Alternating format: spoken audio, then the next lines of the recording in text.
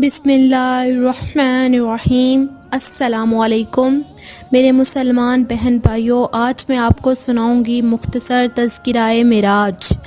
معراج کی رات آپ کے گھر کی چھت کھلی اور ناگہاں حضرت جبرائیل علیہ السلام چند فرشتوں کے ساتھ نازل ہوئے اور آپ کو حرم کعبہ میں لے جا کر آپ کے سینہ مبارک کو چاک کیا اور قلب انور کو نکال کر آب زمزم سے دھویا، پھر ایمان و حکمت سے بھرے ہوئے ایک تشت کو آپ کے سینے میں انڈیل کر شکم کا چاک برابر کر دیا، پھر آپ براق پر سوار ہو کر بیت المقدس تشریف لائے۔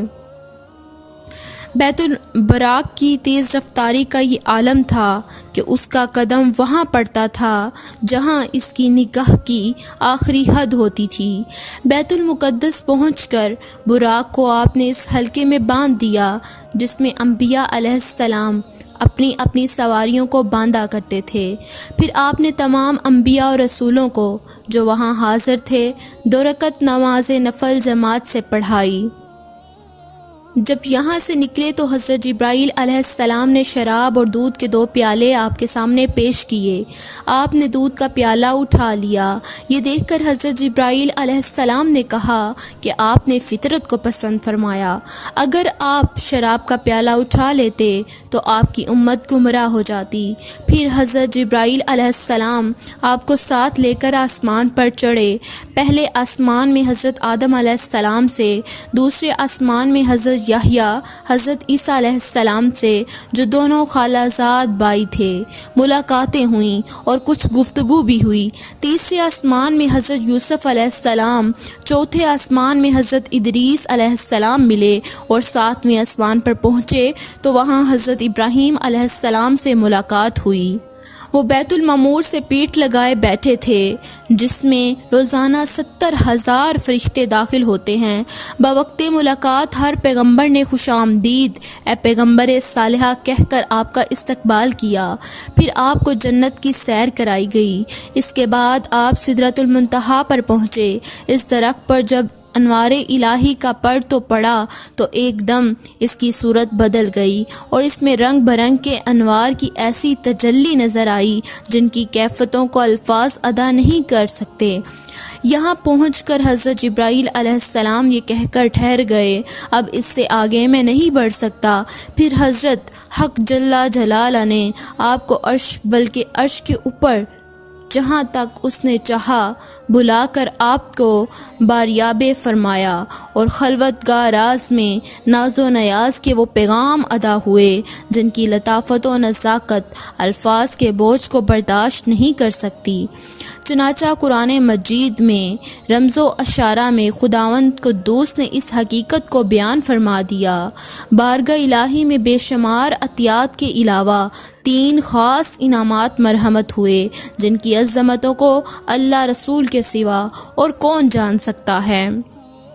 پہلی سورۃ بقرہ کی آخری آیتیں، دوسری یہ خوشخبری کہ آپ کی امت کا ہر وہ شخص جس نے شرک نہ کیا ہو بخش دیا جائے گا، تیسرا امت پر 50 وقت کی نماز۔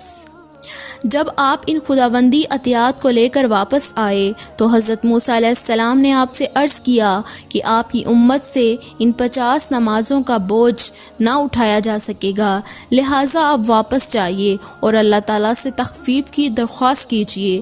چنانچہ حضرت موسیٰ علیہ السلام کے مشورے سے چند بار آپ بارگاہ الہی میں آتے جاتے اور عرض پرواز ہوتے رہے، یہاں تک کہ صرف 5 وقت کی نمازیں رہ گئی اور اللہ تعالیٰ نے اپنے حبیب صلی اللہ علیہ وسلم سے فرمایا کہ میرا قول بدل نہیں سکتا، اے محبوب آپ کی امت کے لیے یہ 5 نمازیں بھی 50 ہوں گی۔ نمازیں تو 5 ہوں گی مگر میں آپ کی امت کو ان 5 نمازوں پر 50 نمازوں کا اجر و ثواب عطا کروں گا۔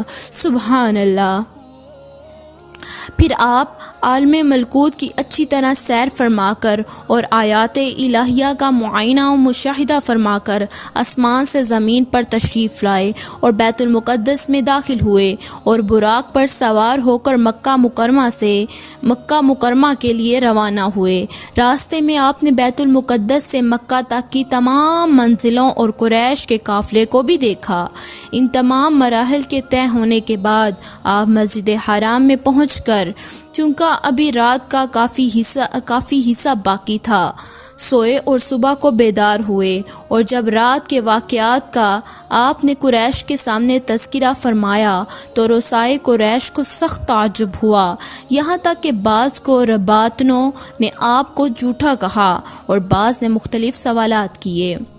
چونکہ اکثر رؤسائے قریش نے بار بار بیت المقدس کو دیکھا تھا اور وہ یہ بھی جانتے تھے کہ حضور صلی اللہ علیہ وسلم کبھی بھی بیت المقدس نہیں گئے ہیں، اس لیے امتحان کے طور پر ان لوگوں نے آپ سے بیت المقدس کے در و دیوار اور اس کی محرابوں وغیرہ کے بارے میں سوالوں کی بوچھاڑ شروع کر دی۔ اس وقت اللہ تعالیٰ نے فوراً ہی آپ کی نگاہ نبوت کے سامنے بیت المقدس کی پوری عمارت کا نقشہ پیش فرما دیا۔ سبحان اللہ۔ چنانچہ کفار قریش آپ سے سوال کرتے جاتے تھے اور آپ عمارت کو دیکھ دیکھ کر ان کے سوالوں کا ٹھیک ٹھیک جواب دیتے جاتے تھے۔ سبحان اللہ۔